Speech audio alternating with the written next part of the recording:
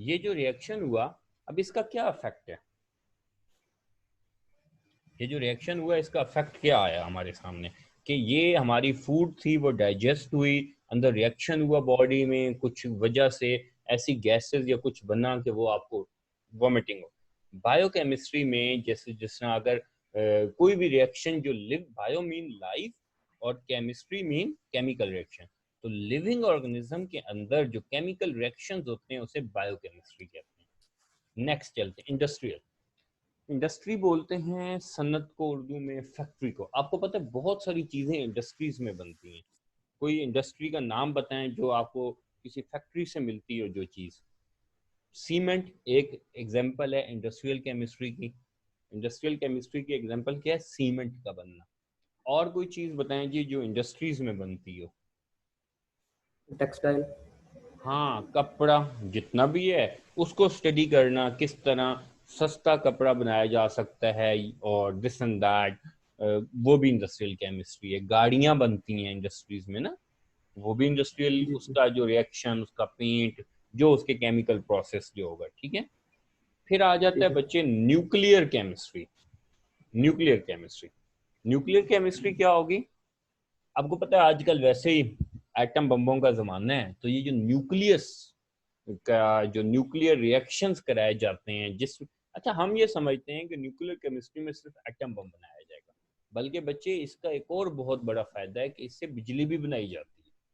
Nuclear reactions कराकर हम उससे बिजली भी बनाते हैं, दुनिया बिजली भी बनाती है। तो न्यूक्लियर केमिस्ट्री के दो बड़े जो काम है, एक तो आप एटम बम वगैरह मिसाइल बना लिए, दूसरा आप जो है उससे पावर जनरेट करते हो, बिजली प्रोड्यूस करना उसकी एनर्जी से और उसको बिजली को काम में लाना। अच्छा, नेक्स्ट है जी इन्वायरमेंटल केमिस्ट्री। अब इन्वायरमेंट, माहौल, इर्द गिर्द की अशिया, इन्वायरमेंट को जितना खराब या हार्मफुल हार्म केमिस्ट्री ने किया है ना, उतना किसी ब्रांच ने भी नहीं किया, ठीक है। इन्वायरमेंटल केमिस्ट्री, इन्वायरमेंटल केमिस्ट्री में फॉर एग्जांपल फैक्ट्रियों से क्या रिलीज होता है? सर स्मोक धुएं। एक तो स्मोक है, और उनका केमिकल वेस्ट होता है।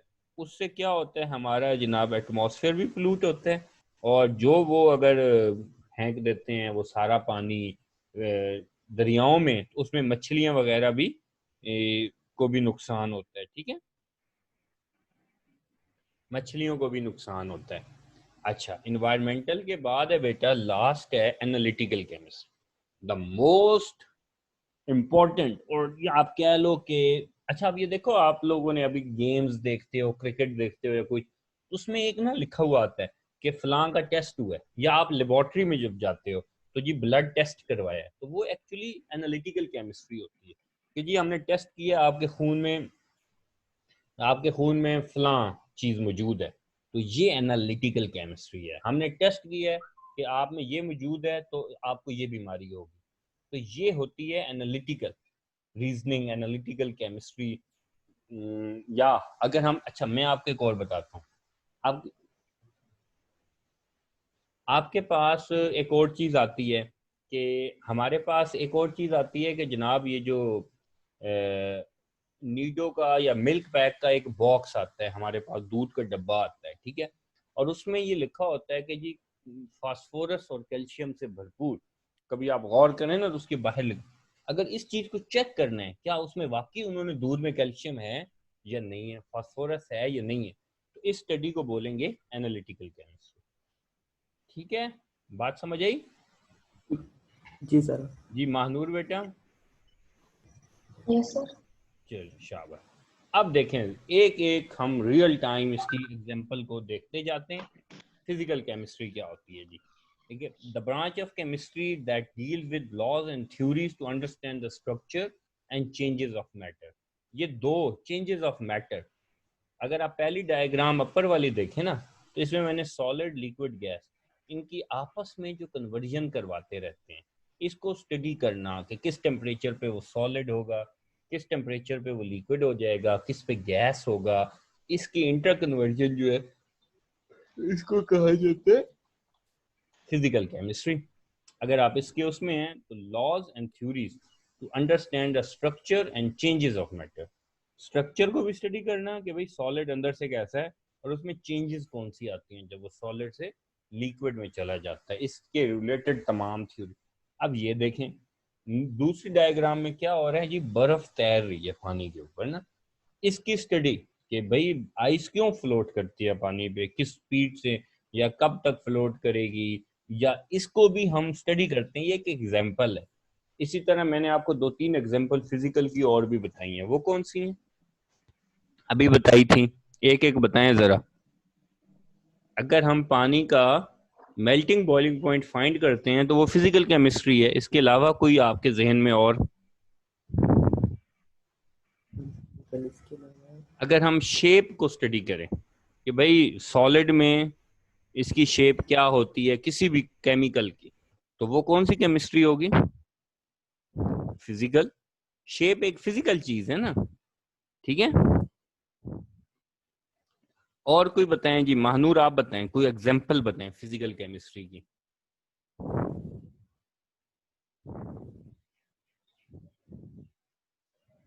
कोई थर्मामीटर से रिलेटेड बता दें, कोई डेंसिटी बता दें, और कोई जो फिजिक्स की चीजें होती हैं।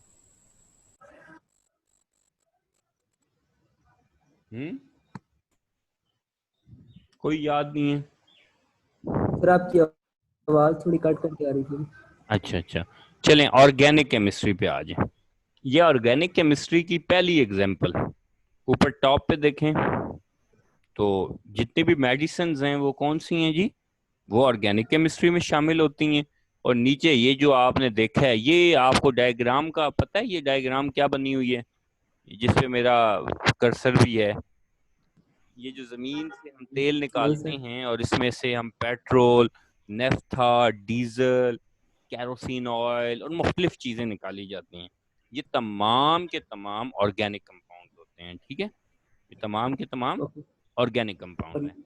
अगर आप ऑर्गेनिक केमिस्ट्री की डेफिनेशन पढ़ें ना, the branch of chemistry that deals with the substance containing carbon main and hydrogen लिख लें तो भी गुड है ना, या hydrocarbon, except carbonates, bicarbonates, oxides and carbides, यानी ऑक्साइड्स CO2 और कार्बन मोनोऑक्साइड हो गए, ठीक है, वो ऑर्गेनिक कंपाउंड्स नहीं हैं।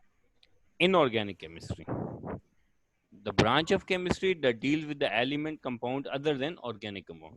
इसमें आप देखें तो ये जो मार्बल शार्बल के बने हुए चीजें होती हैं ये इनऑर्गेनिक है, पानी इटसेल्फ इनऑर्गेनिक है, बैटरी के अंदर जो एसिड डलता है, ये बैटरी आपको पता है यूपीएस वाली बैटरी है, बैटरी के अंदर एक एसिड होता है, कौन सा एसिड होता है बैटरी में, कोई पता है आपको नाम? एक एसिड होता है ना, ये पता है? जी सर ये तो। हाँ, तो कोई आइडिया करें कौन सा एसिड होता है? इसका नाम होता है सल्फ्यूरिक एसिड, इसे कहा जाता है किंग ऑफ केमिकल्स। तो ये इन बैटरियों में ऐड किया जाता है, ठीक है। ओके, अब जरा ये फर्क देख लें, ऑर्गेनिक और इनऑर्गेनिक के दरमियान फर्क क्या होता है।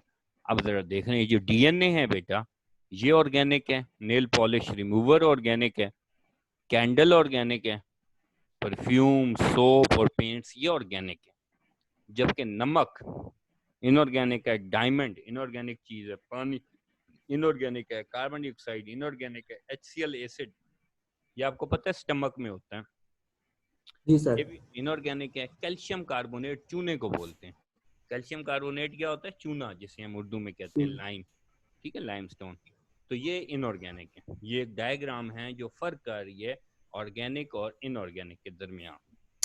सही है बच्चे, आगे चलें।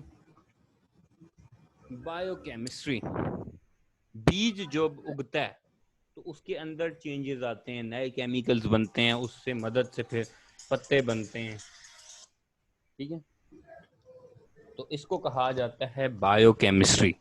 तो बायोकेमिस्ट्री क्या है कि सीड की जो जर्मिनेशन है इसको नीचे देखें तो फोटोसेंसिस, फोटोसेंसिस भी तो फोटोसेंसिस में ग्लूकोज बनता है, प्लांट्स भी लिविंग ऑर्गेनिज्म है, उनके अंदर ग्लूकोज का बनना ये भी एक बायोकेमिकल प्रोसेस है, इसे बायोकेमिस्ट्री में स्टडी किया जाता है। ऊपर देखें तो 4 मेन फूड्स दी हुई हैं, कार्बोहाइड्रेट्स, प्रोटीन, लिपिड्स और डीएनए। तो ये चारों चीजें क्या होती हैं जी? ये 4 बायो मॉलिक्यूल्स हैं जो कि बायोकेमिस्ट्री में स्टडी किए जाते हैं। ये इंसान की ना 4 बेसिक, ये आप कह लो डाइट्स की वो कैटेगरीज हैं। The branch of chemistry that deals with the physical and chemical changes that occur in living organism के अंदर जो changes होती हैं उसको बायोकेमिस्ट्री में स्टडी किया जाता है। 3 मैंने मेन केसेस बताए। फोटोसिंथेसिस को डील करने वाला ऑर्गेनिक केमिस्ट्री है। सीड जर्मिनेट होता है और उसके ऊपर पत्ते शत्ते बनते हैं, वो ग्रो करता है, ये भी बायोकेमिस्ट्री डील, क्योंकि इसमें नए केमिकल्स आते हैं, बनते हैं। और फूड्स जो हैं, कार्बोहाइड्रेट्स, प्रोटीन्स, लिपिड्स, डीएनए, ये फूड का बाहर बनना, अंदर बनना, ये बायोकेमिस्ट्री, यानी आप लेबोरेटरी फैक्ट्री में बनाओ, कहीं भी बनाओ, तो वो बायोकेमिस्ट्री उसको स्टडी करेगी। इंडस्ट्रियल केमिस्ट्री, टायरों की फैक्ट्री हैं, इसमें केमिकल सीमेंट हैं, ये विनीगर, सिरके वगैरह बनते हैं, एसिड्स बनते हैं, और भी सल्फ्यूरिक एसिड बनता है। That deal with the method and use of technology on large scale, कि ऐसी टेक्नोलॉजी केमिस्ट्री की जो लार्ज स्केल पे यूज। आपको पता है टायर कौन से केमिकल से बना होता है? कार्बन से, कार्बन ब्लैक से बना होता है। ठीक है, सीमेंट में मुख्तलिफ एलिमेंट्स मिक्स होते हैं, विनीगर एस्टिक एसिड होता है। ठीक है भैया, इंडस्ट्रियल केमिस्ट्री हो गई। न्यूक्लियर केमिस्ट्री में आप ये देखें जनाब, माशाल्लाह एक मिसाइल लॉन्च हो रहा है, ये एक प्रोसेस है जिसमें न्यूक्लियर केमिस्ट्री से, अगर आप देखें ना तो ये रिएक्शन देखें, यहाँ जहाँ पे मैं कर्सर घुमा रहा हूँ, यहाँ मतलब इन्होंने जो कोई प्रोसेस कराया, एक्चुअली यहाँ से ये स्टार्ट हो रहा है, यहाँ से गया, तो ये आगे इसमें से जो बिजली बनी और वो वहां से खंभों में गई और फिर घरों को, सिटीज को मिल गई। ये भी फायदा न्यूक्लियर केमिस्ट्री का, ये भी यूज है न्यूक्लियर के, मिसाइल बनाया, ये एक्चुअली उसके ना न्यूक्लियस के ब्रेक होने का प्रोसेस है। इंशाल्लाह आप पढ़ेंगे, फिजिक्स का पूरा एक चैप्टर है न्यूक्लियर उसमें ना। ठीक है, तो इसमें जो है वो न्यूक्लियस के अंदर होने वाली चेंजेस को न्यूक्लियर केमिस्ट्री डील करती है। एनवायरमेंटल केमिस्ट्री, इन्वायरमेंट में सबसे जो अहम चीज आजकल दुनिया में जा रही है ना, वो एसिड रेन है। एसिड रेन किस तरह हमें नुकसान पहुंचा रही है। इसमें SO2 और NO2, ये 2 गैसेस हैं जो बहुत नुकसान पहुंचा रही हैं। ठीक है, इन्वायरमेंटल केमिस्ट्री इनसे डील करती है। सही है, ये गाड़ियों के धुआं, ये गाड़ियों की पोल्यूशन, ये भी बहुत हार्म कर रही है। तो ये बहुत सारी चीजें एक ही पिक्चर में आपको नजर, ये आजकल आपको कुछ दिन पहले तक ना शायद आपने टीवी पे सुना होगा, एक मसला आ रहा था स्मोग, ये एंड पे देखें ना तो शायद आपको नजर आएगा। स्मोग इस डायग्राम के एंड पे देखें तो शायद नजर आया कुछ, वो एंड पे स्मोग है, फॉर्मेशन ऑफ, ये स्मोक का बनना भी इन्वायरमेंटल केमिस्ट्री है। धुआं बहुत ज्यादा हो जाना, सांस लेने में मसला आना, वगैरह वगैरह। Environmental chemistry, the branch of chemistry that deal with the chemicals and toxic substances that pollutes the environment and adverse effect on human being is called environmental chemistry. Analytical chemistry, last branch chemistry की। आप ये देख लें कि 2 chemicals को mix किया जा रहा है और नया केमिकल बनाया जा रहा है, ये भी एनालिटिकल केमिस्ट्री है। वो तज्जिया करती है कि इन दोनों के मिक्स करने से क्या बनेगा। ये चेक करती है कि आप देख लें एक ब्लू है एक येलो है, लेकिन अगले का कलर येलोइश टाइप ज्यादा है, ब्लूइश टाइप कम, यानी कलर चेंज क्या होगी। किसी चीज की कंफर्मेशन करना कि क्या कोई मिनरल जो है इस फूड में मौजूद है या नहीं, या सपोज किसी का ब्लड टेस्ट करना कि इसने कोई ड्रग्स यूज किए हैं या नहीं की, ये एनालिटिकल केमिस्ट्री है। ठीक है बच्चों, the branch of chemistry that deal with the method and instruments for determining the composition of matter is called analytical chemistry. हाँ जी, अब बताएं जरा कुछ एक्सप्लेनेशन समझ आई आप लोगों को? जी सर। जी, महानूर आपको बेटा? Yes sir. ठीक है, आप लोगों ने करना क्या है, आपकी जो असाइनमेंट है ना, ये तो चलें आप लोगों को इंशाल्लाह दोनों को याद ही होंगी। आपने ये करना है बेटा कि 1 पेज लिखना है आप लोगों ने, तकरीबन 30 to 40 लाइंस पे, केमिस्ट्री का role in daily life, points में। मुझे पेज में लिखकर वो फिर आपने व्हाट्सएप भेजना है कि उसमें जो 3 बातें लिखनी है। ठीक है, importance of chemistry in term of benefits, in term of losses, chemistry हमारे लिए फ़ायदेमंद कैसे है, इंसानों को फ़ायदा कहाँ कहाँ दे रही है और नुकसान कहाँ कहाँ कर रही है। ठीक है, इस पर एक ऐसे सा बनाना है, इंटरनेट से सर्च करके ये लिख कर 1 पेज लिख लें, 30 lines on 20 to 30 line sufficient हैं, उस पर बनाकर फिर आपने मेरी तरफ मुझे वो उसकी